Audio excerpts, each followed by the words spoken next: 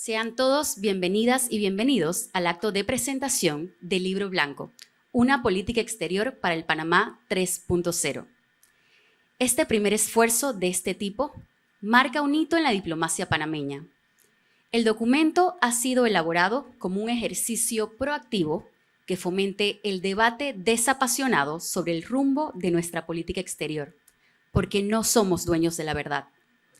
El mismo traza una estrategia integral y visionaria que pone en relieve nuestro pasado, nuestro presente y nuestro futuro, conceptualizados en Panamá 1.0, Panamá 2.0, 3.0 y la emergente Panamá 4.0. Iniciaremos con un conversatorio.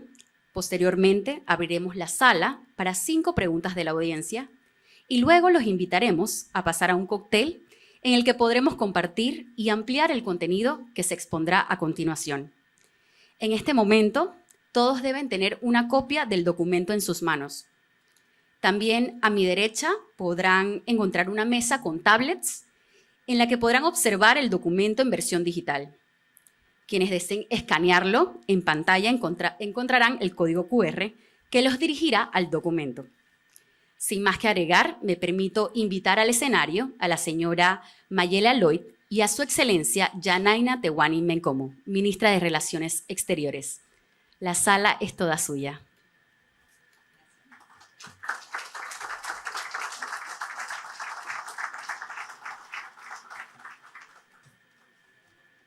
Gracias, Flor. Hola. Buenas noches, ministra. Buenas noches, sus excelencias. Bienvenidos. Bueno, vamos a entrar en materia.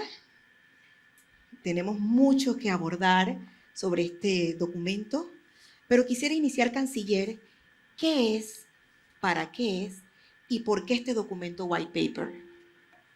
Bueno, muchas gracias. Un saludo muy especial a todos los que han venido el día de hoy.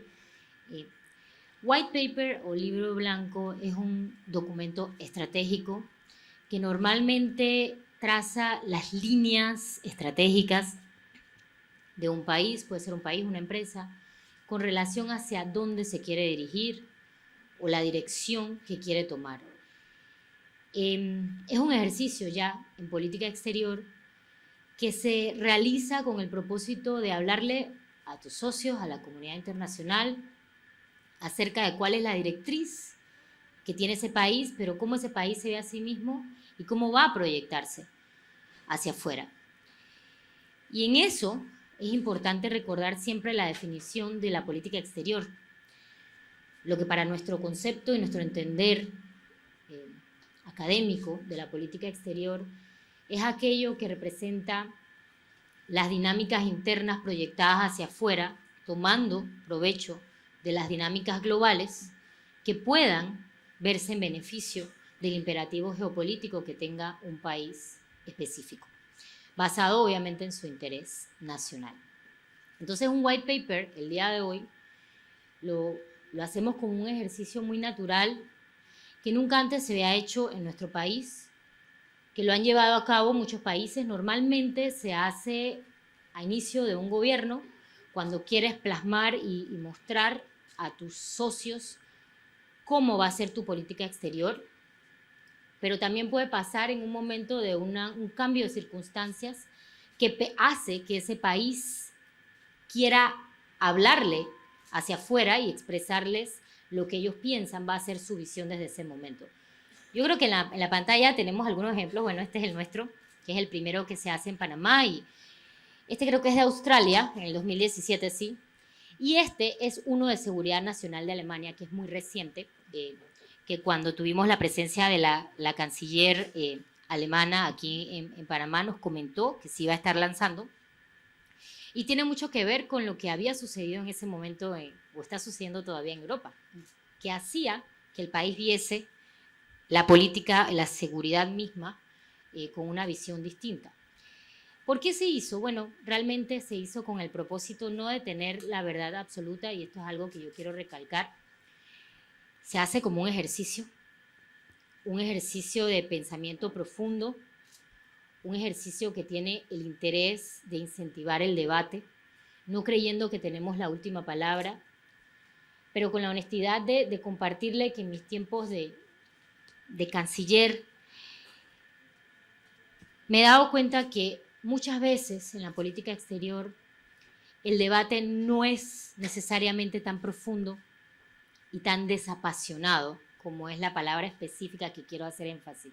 Debate desapasionado, que tiene mucho más que ver con el principio más intrínseco del interés nacional de un país, que debe ser inamovible, y por ende se relaciona muchísimo con ese término de desapasionado, porque no debe ser afectado por los vaivenes políticos.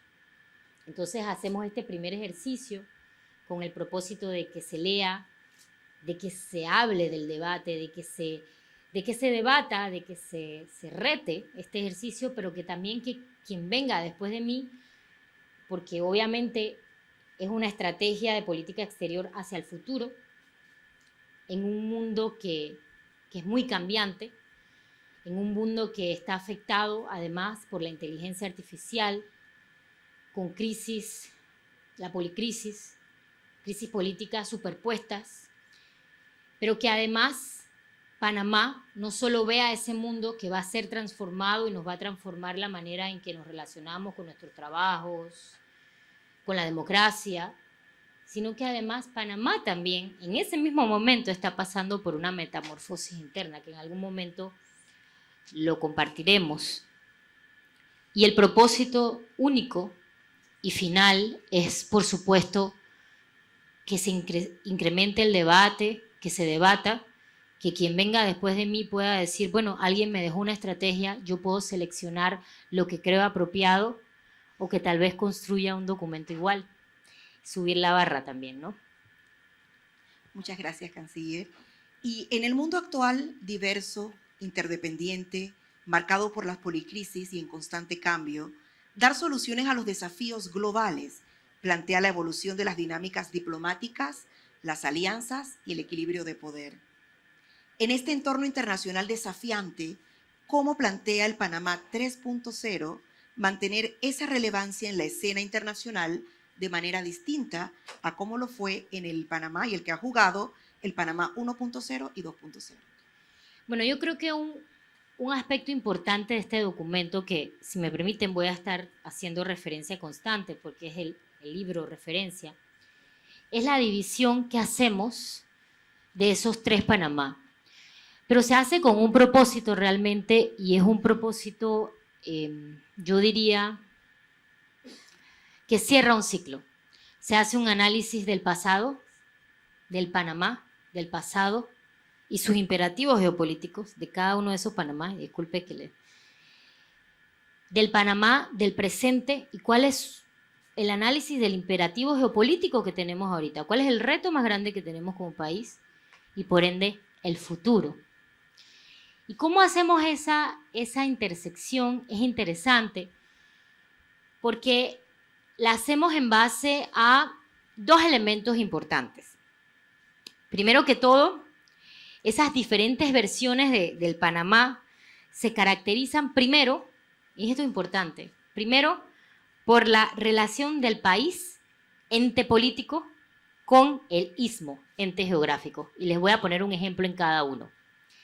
El Panamá 1.0, que identificamos, que aquí tengo que hacer una salvedad importante.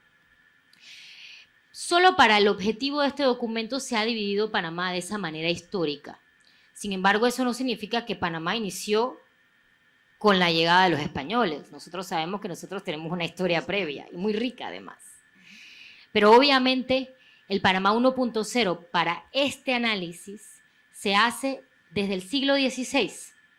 Si lo vemos, hasta 1903, cuando logramos la separación de Colombia. ¿Pero por qué? Y volvamos a los elementos del ente político versus el ente geográfico. En ese tiempo, si bien es cierto, Panamá ya estaba siendo identificado como una entidad geopolítica. Desde los momentos de la colonia española y luego el control de Bogotá, Panamá era identificado como una entidad geopolítica muy definida. Pero vamos entonces al aspecto geográfico y esa relación del ente político con el ente geográfico. ¿Cuál es? A pesar de que éramos identificados como una entidad geopolítica, por nuestro istmo se llevaban a cabo con tránsitos específicos y muy característicos de nuestra geografía, que no estaban bajo el control de los locales ni los panameños, que estuvieron desde un inicio bajo el control inicialmente de España, de la corona, y luego, obviamente, de Bogotá. Allí existe un cambio en el momento de nuestra separación que nos convertimos en república al 2.0 cuando se logra el primer, o vamos a decir, el imperativo geopolítico de nuestra separación y convertirnos en una república. Entonces se logra ese objetivo geopolítico. Somos una república. Pero ¿qué sucede en el 2.0? Una vez que somos una república, ese tránsito por el canal no sigue siendo controlado por los panameños. Entonces vemos la relación entre el ente político, que ya es una república, con el ente geográfico, y ese ente geográfico y el control de la geografía no sigue siendo controlado por los panameños, que es nuestro más grande, como decimos, asset, nuestro más grande activo. Gracias. Entonces, allí tenemos que la política exterior de ese tiempo, del 2.0, estaba enfocada con esa obsesión que era el control de la soberanía. No tenemos tiempo de otra cosa, porque también vemos la transición de nuestra evolución en la relación con Bogotá a la transición de nuestra relación con Estados Unidos, que se va transicionando en la conversión de ese Panamá 2.0 al 3.0, porque previo al 2.0, que es que es cuando nos convertimos en una república, hasta el 2000, previo a eso, la entidad geopolítica necesitaba poner todos sus esfuerzos en conquistar su soberanía completa. Y por ende, nuestra mayor atención era nuestra relación con Estados Unidos.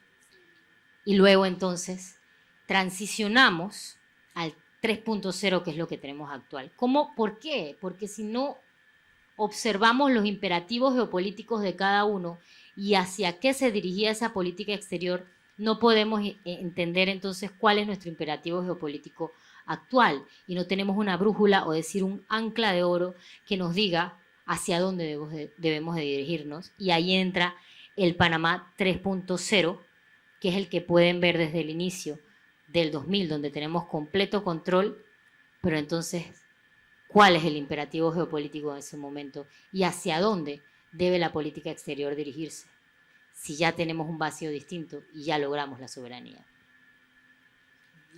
Y Panamá, a partir de allí, se adentra un proceso de reinvención y reformulación de sus imperativos. ¿Cuáles identifica usted como los principales retos? Bueno, en ese análisis, yo este libro me lo he leído tantas veces que le voy a hacer referencia siempre, ustedes lo tienen.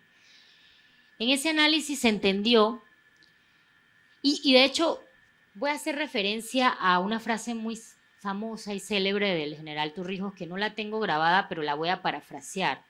Él decía que una vez que lográramos, le preocupaba, porque una vez que lográramos la soberanía con la que estábamos tan obsesionados, se iba a crear un vacío y ese vacío era el del desarrollo de nuestro país. ¿Qué pasa? Nosotros entendemos el 3.0 de una manera muy interesante y es lo que nos ha hecho y nos ha inspirado a hacer este trabajo. Y les voy a explicar. Algo muy importante está pasando en nuestro país. Nosotros iniciamos el 3.0, como les dije, en el año 2000. Ok, ya tenemos la soberanía, tenemos el control sobre el territorio. Pero además de eso, existe un factor de cambio generacional que es muy importante.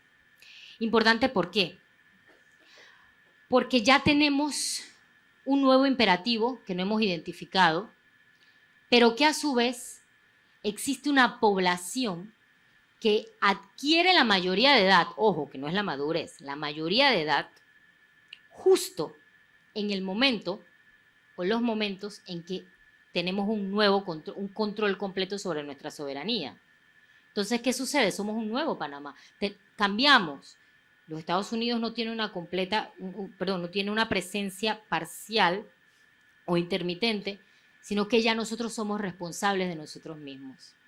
Esa generación, que son los millennials, que son nacidos entre 1981 y 1996, esa generación adquiere su mayoría de edad por los años 2000 y su madurez ahorita.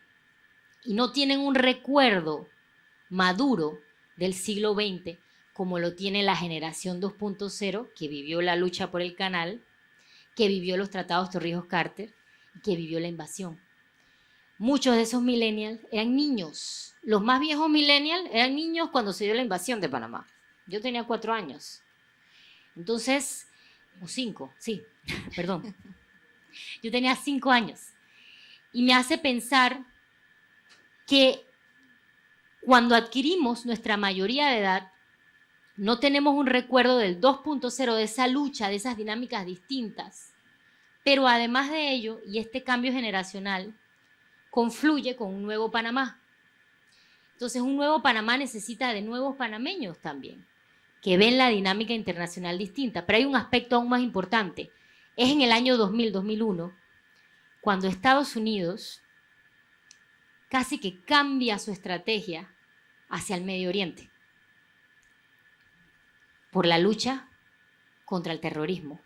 Y se siente un tipo de vacío en el continente en la región, en el continente latinoamericano. O sea que nuestra generación, además, entiende y tiene una cosmovisión del mundo y de Estados Unidos con un interés, un accionar fuera de nuestro continente en su mayoría. Y lo más importante es que es esa generación, la primera generación que ahora empieza a tener mando y control, mando y jurisdicción en puestos importantes, ya sea del gobierno o de la empresa privada. Puedo poner un ejemplo. El presidente de la Cámara de Comercio es un millennial. Yo no sé si está aquí, pero es un millennial. Yo soy la canciller más joven del continente, siempre lo digo. Pero lo digo con un propósito, porque mi cosmovisión es muy distinta a la de aquellos del 2.0 que formaron a Panamá, porque es un tema generacional que no podemos evitar. Tenemos personas en el gabinete que ya son millennials. Tenemos a nuestro vicepresidente, por ejemplo, y estoy segura que de los 5 años en adelante tendremos más ministros millennials en puestos de cargo de jurisdicción. Entonces allí confluyen dos cosas muy importantes. Un Panamá nuevo con una generación que es la primera generación que no tiene recuerdos del siglo XX, que va a entrar a tomar decisiones hacia el país, del país.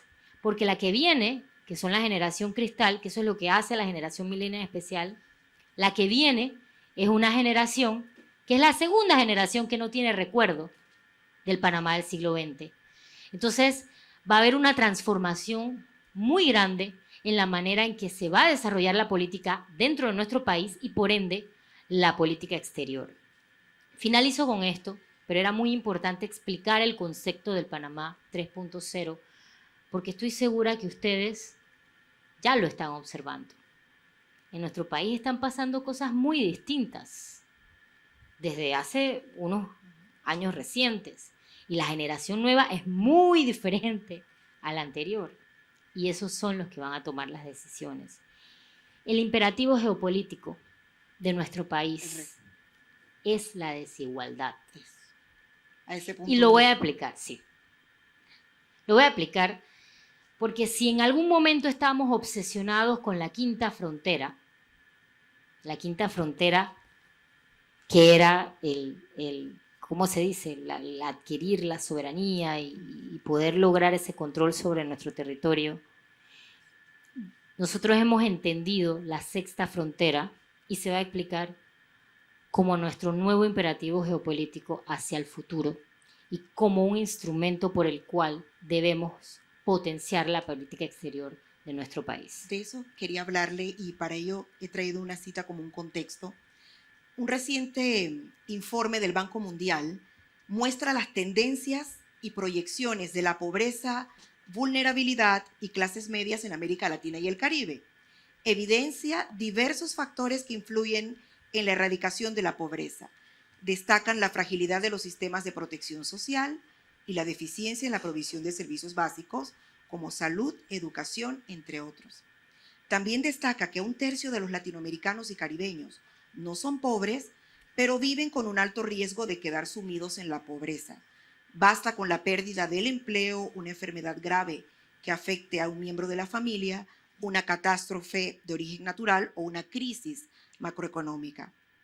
Hacia la conquista de ese Panamá libre de pobreza y desigualdad, o sexta frontera, ¿qué mecanismos o soluciones innovadoras propone esta visión del Panamá 3.0 como hoja de ruta para cumplir con este imperativo? Bueno, yo creo que el esfuerzo que hemos hecho, porque ya hemos revisado aquí el pasado y estamos ya anclados en el presente, que es el 3.0. Les comenté pues que en un momento se entendió que la soberanía era nuestro objetivo geopolítico más importante del 2.0, pero que nos importaba y teníamos el gran propósito de entender cuál es el objetivo del 3.0. Nuestro país, yo no sé si pudiésemos mostrar alguno de los mapas, porque si la obsesión era la soberanía, nuestra obsesión en estos momentos es integrarnos como país. Porque a nadie le conviene de ninguna manera existir o tener un país desintegrado. Y el objetivo en ese momento era desarrollar a Panamá en base al Canal de Panamá, porque eso era lo que Estados Unidos, que en ese momento estaba, requería. Y por ende tenemos a la ciudad de Panamá como nuestro eje. Y pareciera a veces que fuera la ciudad de Panamá que tuviese un anexo de país. Esta imagen es importante porque aquí podemos observar, en el azul oscuro tenemos la mayor densidad de población, yo espero que puedan verlo bien. Y si nos damos cuenta, es esta área la que tiene la mayor población del país. Pero eso no es coincidencia porque nos guste más la capital. Está aquí porque aquí están las mayores oportunidades, porque estamos más desarrollados que nunca. Porque así fue el Panamá 2.0, porque así fue la generación 2.0. Sin embargo, cuando seguimos y adelantamos el siguiente mapa, que es el otro mapa que tenemos, no, el anterior. Sí. El Panamá con las conexiones internas de vuelos. El de las... Yo lo tengo en la página y y aquí está este. Este sí. Es que está un poco, no lo siento muy, con mucho zoom, pero es en la página 6. Esta foto es tan importante porque si observamos la foto de la página 6, el mapa de la página 6, ¿qué vemos allí? Vemos a un país que está conectado desde la capital. Por ejemplo, yo no veo ningún vuelo aquí de Bocas del Toro a Colón y viceversa. Tampoco veo un vuelo de Las Tablas o de David a Coclé. Y pudiésemos pensar que es normal, pero realmente no lo es. Los países que se desarrollan y se integran entre sí, culturalmente, socialmente, económicamente, en temas de infraestructura, están sumamente conectados entre sí. Y este es un mapa de vuelos, pero si vamos al último mapa, que yo sé que lo tienen preparado para la última parte, pero quiero adelantarlo, que es el de la página 16. Miren esto, este es el Panamá, con una arteria que comunica de un lado al otro, y vemos una deficiencia de la conexión en el Caribe.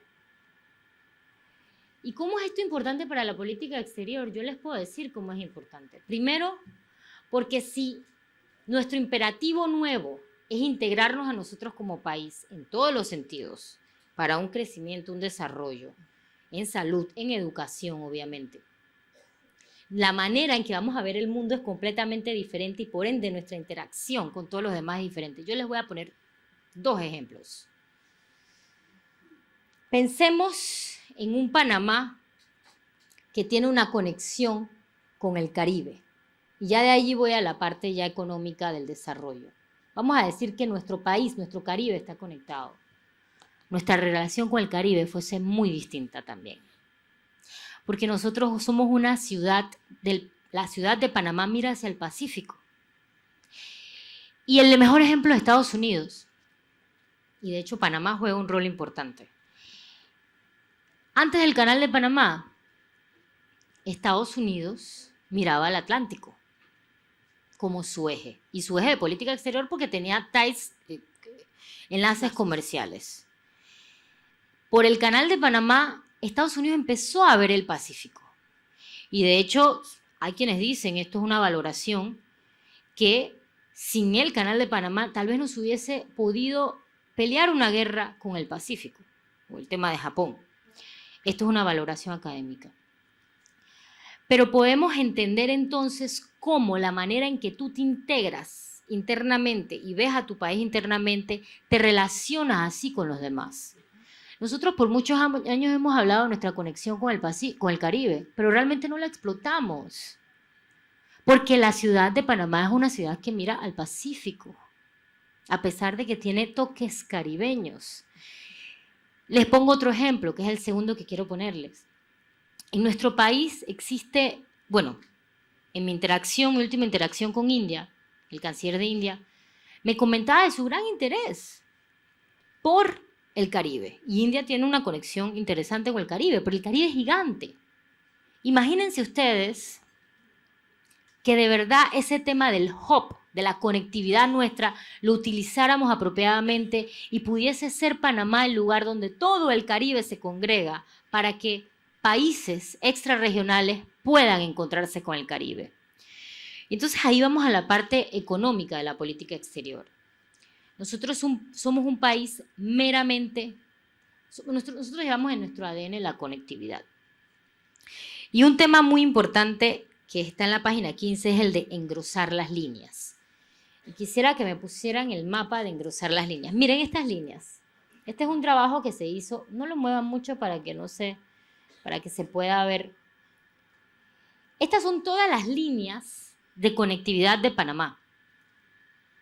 Si usted ve, Panamá en el mapa de la página 12 y 11 está realmente conectado con todos.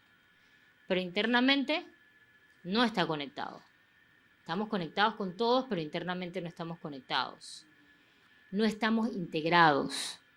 Existe una sexta frontera de esa desconexión, de esa falta de integración, que repercute en el desarrollo de nuestro país en otras áreas diversas del Canal de Panamá. ¿Cómo podemos hacer por medio de la política exterior? Estas líneas que ustedes observan son todas las líneas de intercambio de países que utilizan nuestra ruta por el canal.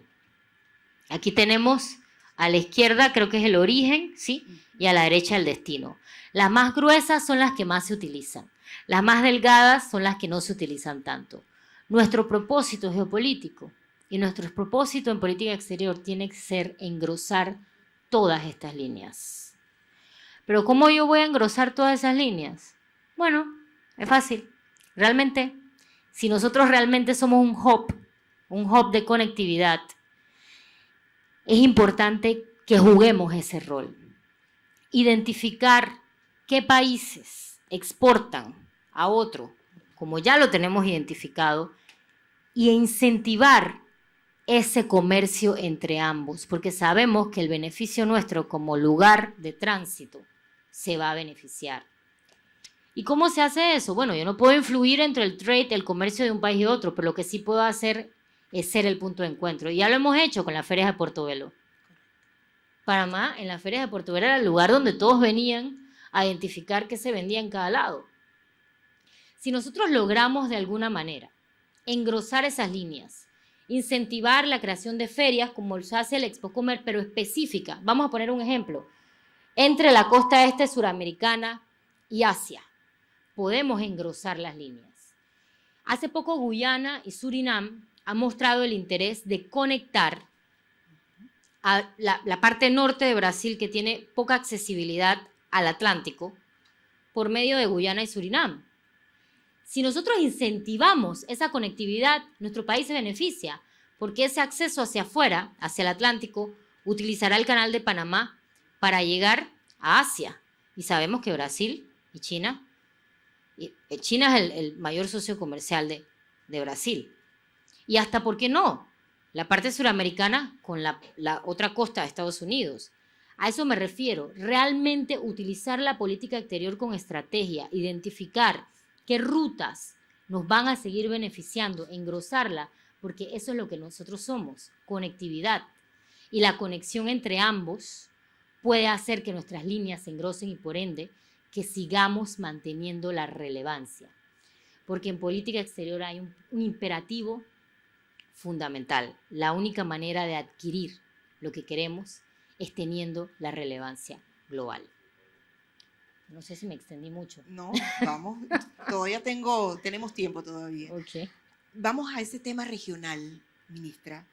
A pesar de los grandes desafíos que enfrenta América Latina, la región está posicionada como parte de la solución a los principales desafíos globales, entre estos cambio climático, democracia, agua, paz, seguridad, migración, alimentación, etc. Desde ese liderazgo proactivo que propone Panamá en este documento, ¿qué dinámicas regionales y globales se adelantan? Bueno, realmente ya identificamos cuál es el imperativo geopolítico, que esto no es un tema de este gobierno, por eso siempre hablo del debate desapasionado. Es importante reinventarnos, rediseñarnos e integrarnos para entonces cambiar o ver nuestra visión más diversificada hacia afuera. ¿Cómo se obtienen en geopolítica y en política exterior nuestros objetivos? Ya lo dijimos, por medio de la relevancia. Nuestro país no puede darse el lujo de dejar de ser relevante, y en estos momentos lo somos. Pero existen momentos en que pudiésemos sentirnos que esa relevancia tiene algún tipo o pudiese tener una amenaza, como por ejemplo hemos estado hablando mucho del tema del cambio climático y cómo afecta a nuestro canal. ¿Qué pasa si nuestro canal deja de ser relevante?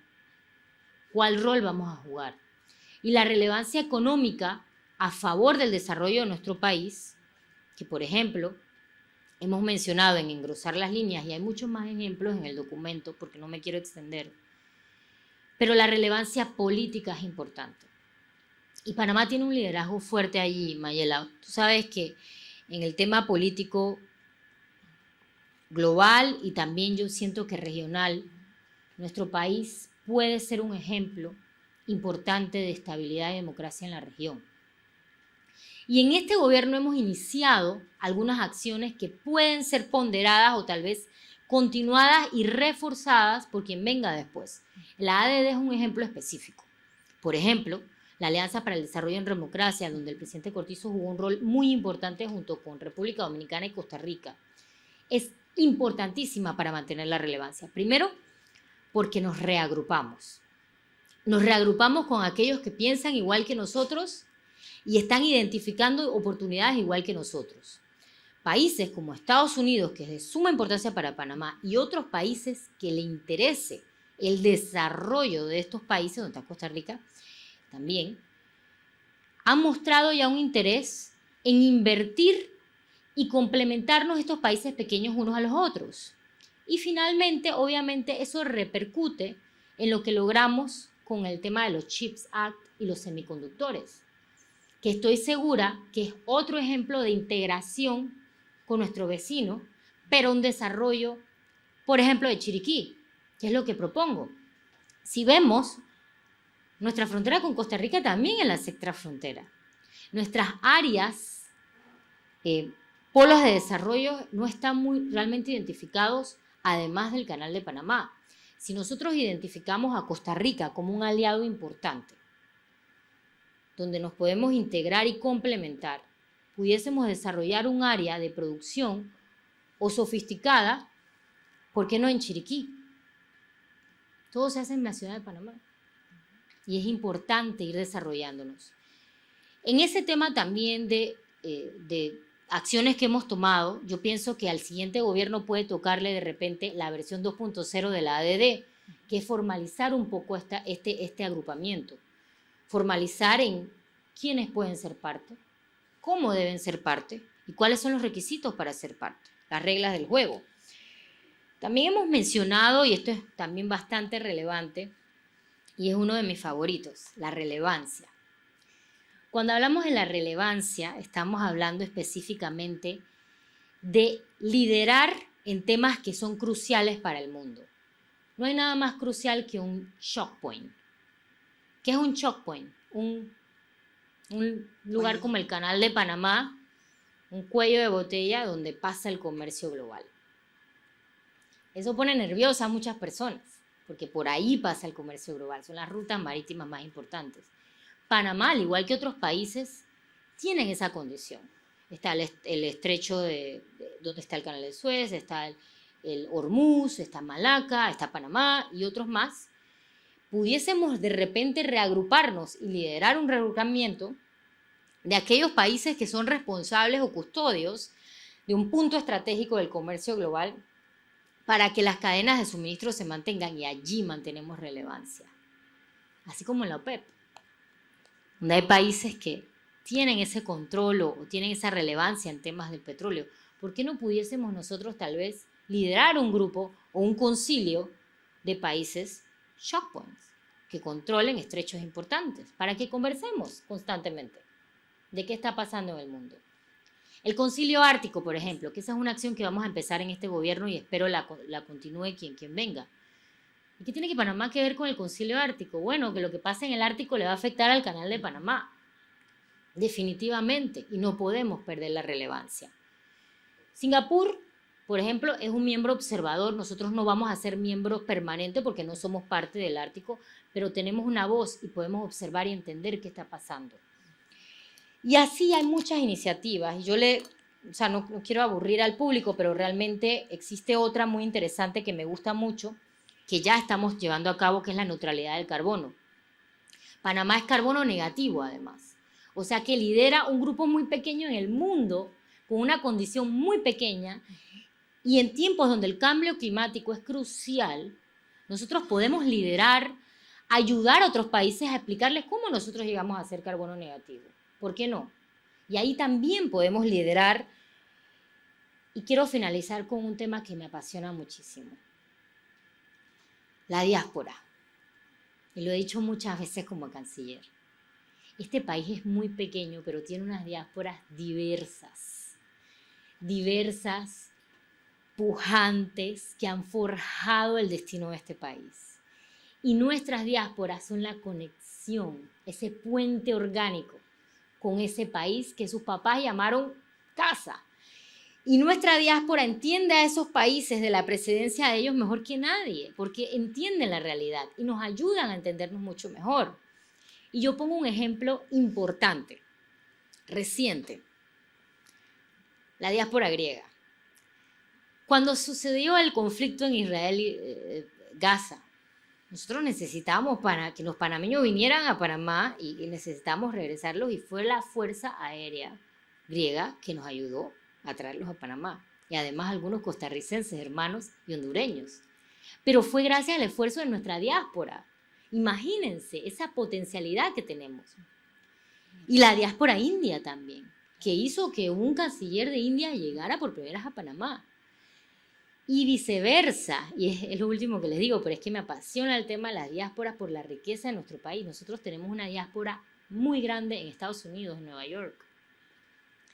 Cuando me hice canciller, estábamos en el tema de sacar a Panamá de las listas y explicar a Estados Unidos Panamá y por qué queríamos ser defendidos, y me encontré con un grupo de panameños en Nueva York que me decían, pero si nosotros votamos aquí, tenemos capacidad de hablar con nuestros congresistas, podemos hablar de Panamá. Muchos de ellos son panameños que tienen mucha influencia en el gobierno de Estados Unidos y que aman su país y que recuerdan su país y que le tienen el más grande amor a su país. Y nos fuimos reorganizando, obviamente, ellos de una manera muy orgánica, para organizarse y hablar de Panamá en Estados Unidos. Tenemos aquellos Sonians que se fueron de nuestro país amando este país y que son defensores de Panamá. Los he conocido. Entonces, eso hay que explotarlo y abrir nuevas fronteras, tanto con África como con el Caribe. Esas son algunas acciones de relevancia que obviamente ustedes pueden ver en el libro, que yo recomiendo como una estrategia de política exterior enfocada en un objetivo único, que es integrarnos como país, romper esa secta frontera y ser un país que se reinventa y por ende visualiza el mundo de una manera distinta en un mundo cambiante y tan distinto también. Canciller, para concluir esta primera parte del conversatorio, dando una mirada al futuro, quisiera que nos brinde su visión del Panamá Punto 4, que también aborda este documento. Bueno, nosotros quisimos, y aquí no voy a profundizar mucho porque el Panamá Punto 4 no está en las manos de la canciller, está en las manos de la nueva generación. Pero así como adquirimos la soberanía, nos corresponde tener la soberanía intelectual, la independencia intelectual. Esa tomó un tiempo.